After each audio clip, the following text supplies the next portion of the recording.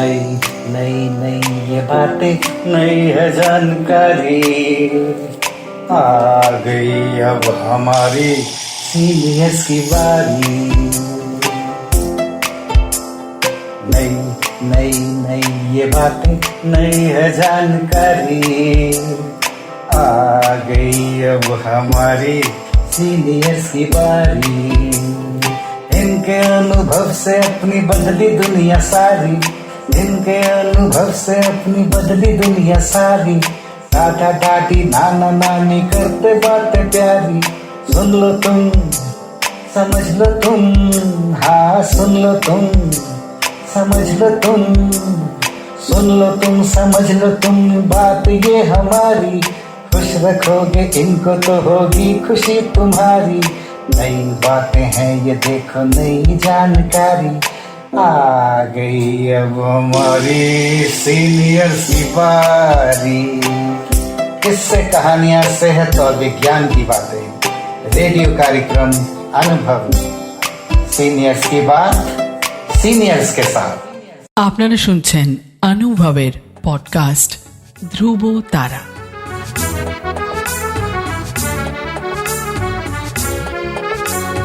তোমার আমার অনুভবের জীবনের ধ্রুব তারা, ধ্রুব তারা, ধ্রুব তারা, ধ্রুব তারা।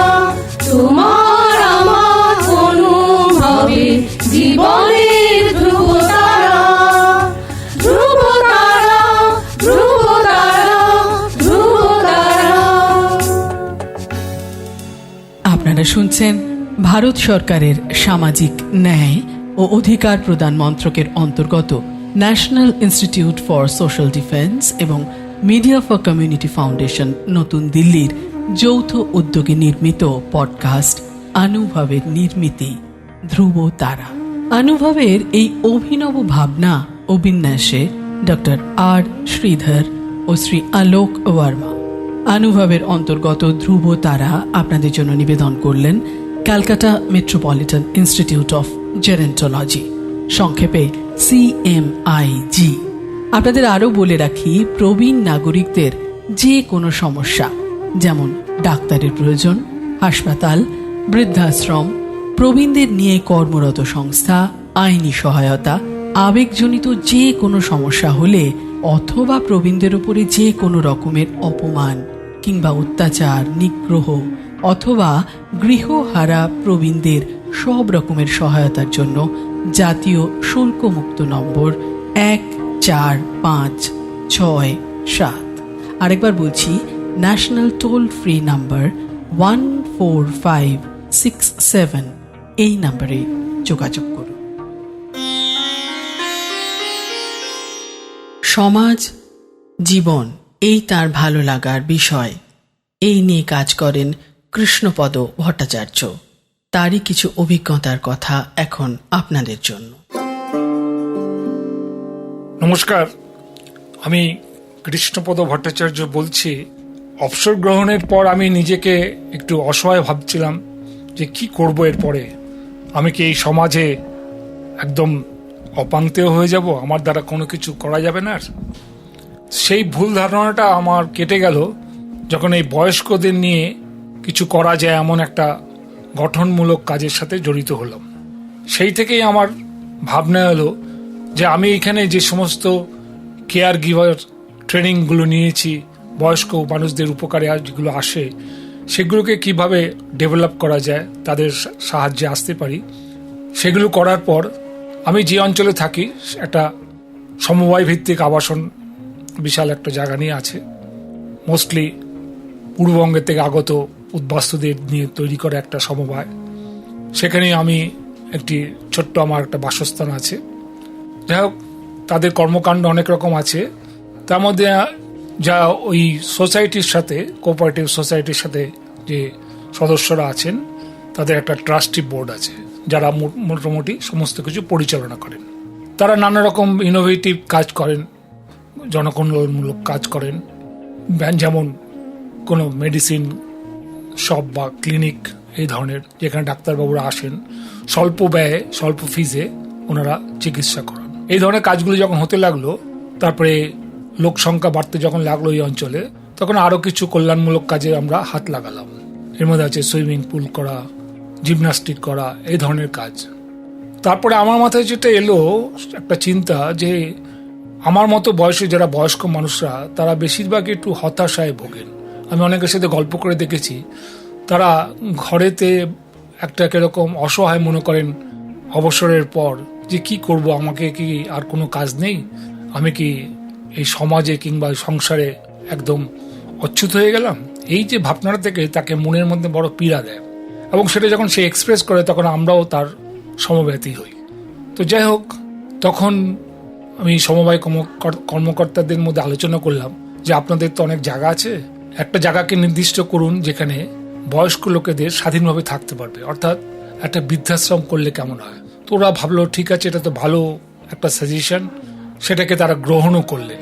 তাদের কাছে অর্থের অভাব ছিল না, ছিল পরিচালন ব্যবস্থার অভাব, এই ধরনের কিছু। কিন্তু আমরা বললাম যে আমরা এটাতে ফ্রিলি সার্ভিস দেব, আমরা যারা বয়স্ক মানুষ আছি কোনো অসুবিধা নেই, আমরাই চালাবো, এটা দেখভাল করব।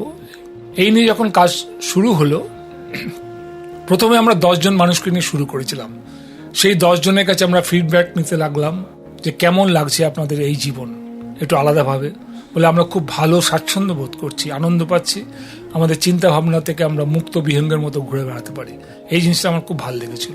তারপরে আস্তে আস্তে সেটা যখন চারদিকে প্রচার আরম্ভ করলো, তখন ডিমান্ডও আস্তে আসলো যে আমাদের একটু জায়গা করে দিন, জায়গা করে দিলে আমরাও থাকবো। তখন আস্তে আস্তে একটু প্রসারিত হলো, 10-এর জায়গায় সেটা 20 জন হলো, 20 জনের জায়গায় 30 জন হলো, এখন 40 থেকে 45 জন মতো থাকেন, এমন একটা ব্যবস্থা করা হয়েছে।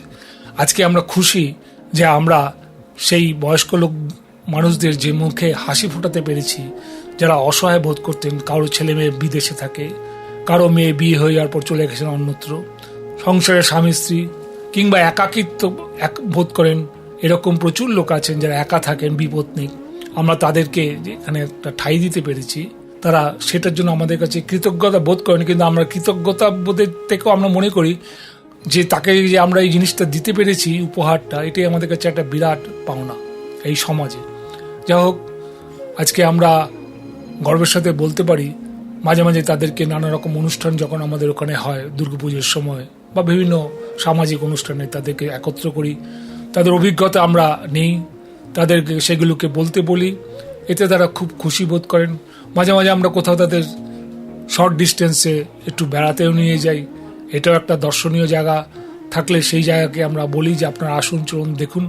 মাঝে মাঝে আদ্যাপীঠ, দক্ষিণেশ্বর বা ওঙ্কারনাথের আশ্রম, এসব জায়গায় আমরা তাদের নিয়ে যাই, তারা খুব খুশি থাকেন। এইভাবে তাদের জীবনটা চলছে। এই জিনিসটা থেকে আমরা ভাবি যে মানুষ কেউ এই সমাজে অপাংক্তেয় নয়, অচ্যুত নয়। সে তার কর্মজীবন, সারা জীবনের যে অভিজ্ঞতা, সেটাকে সে যদি সমাজে যদি বিতরণ করে, তাহলে সমাজই উপকৃত হবে। সুতরাং এদের এই বয়স্ক মানুষদের একটা আলাদা মর্যাদা আছে, আলাদা মূল্য আছে। এই মূল্যটাকে আমাদের বহন করে যেতে হবে। এইভাবেই তাদের সাহচর্য দিয়ে, তাদেরকে বিভিন্নভাবে সুযোগ সুবিধা করে দিয়ে, অনেকে জানেন না কোথায় কি হয়, কিভাবে কি করা যায়, এগুলো একটু সহযোগিতা, তাদের সাথে একটু গায়ে পড়েই মিশতে হবে, বলতে হবে আপনার কি ধরনের অসুবিধা বোধ করেন। যদি মনে করেন যে আপনার ডাক্তার দেখাবার অসুবিধা হয়, আমরা তো আপনাকে সাহচর্য দেবো। যদি মনে করেন আমাদের সাথে একটু কোথাও বেড়াতে যাবেন, এগুলো একটু যেতে জিজ্ঞাসা করলে তারাও খুব খুশি হয়, কারণ অনেকে বলতে চান না, লজ্জায়। এই কারণে আমরা মনে করি বয়স্কদের জন্য একটা আলাদা বিনোদন টাইপের রাখার জন্য প্রত্যেক অঞ্চলেই একটা ছোটোখাটো একটা নিজেদের মধ্যে বসে গল্প গুজব করে সময়গুলো কাটানো, নিজেদের কথাগুলোকে আদান প্রদান করে সমস্যাগুলো কাটানো, সাংসারিক হোক, বাহ্যিক হোক, যেগুলি হোক, এই ধরনের আছে। এছাড়াও আমরা আরেকটা জিনিস যেটা করি, ধরুন অনেকে ব্যাংকে ট্যাঙ্কে যেতে অসহায় বোধ করেন, তাদের যে আমরা বলি যে আপনার হয়ে চলুন, আমি যাচ্ছি, সঙ্গে যাব আপনাকে, আপনি যা সই সাবুত করার, আপনাকে আমরা এসকর্ট করে নিয়ে যাচ্ছি। এটাও এক ধরনের সেবা। বা আপনি যদি মনে করেন কোনো ডাক্তারকে দেখাবেন, সেখানে আমরা নাম লিখিয়ে আসবো, এই কাজগুলো আমরা করে দিতে পারি।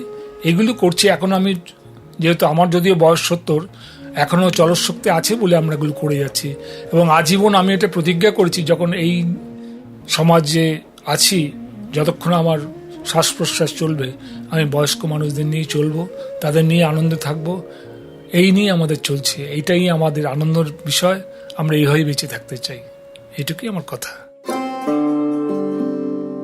এতক্ষণ আপনারা শুনছিলেন কৃষ্ণপদ ভট্টাচার্যর কিছু অভিজ্ঞতার কথা সমাজ, জীবন, দর্পণ নিয়ে। আপনাদের জানিয়ে রাখি, প্রবীণ নাগরিকদের যে কোনো সমস্যা, যেমন ডাক্তারের প্রয়োজন, হাসপাতাল, বৃদ্ধাশ্রম, প্রবীণদের নিয়ে কর্মরত সংস্থা, আইনি সহায়তা, আবেগজনিত যে কোনো সমস্যা হলে অথবা প্রবীণদের ওপর যে কোনো রকমের অপমান, অত্যাচার, নিগ্রহ অথবা গৃহহারা প্রবীণদের সব রকমের সহায়তার জন্য জাতীয় শুল্কমুক্ত নম্বর 145667, আরেকবার বলি, ন্যাশনাল টোল ফ্রি নাম্বার 14567, এই নম্বরে যোগাযোগ করুন। সমগ্র অনুষ্ঠানটি আপনাদের কাছে নিবেদন করলেন ধ্রুব তারা। অনুভবের অন্তর্গত ধ্রুব তারা একটি CMIG প্রয়াস।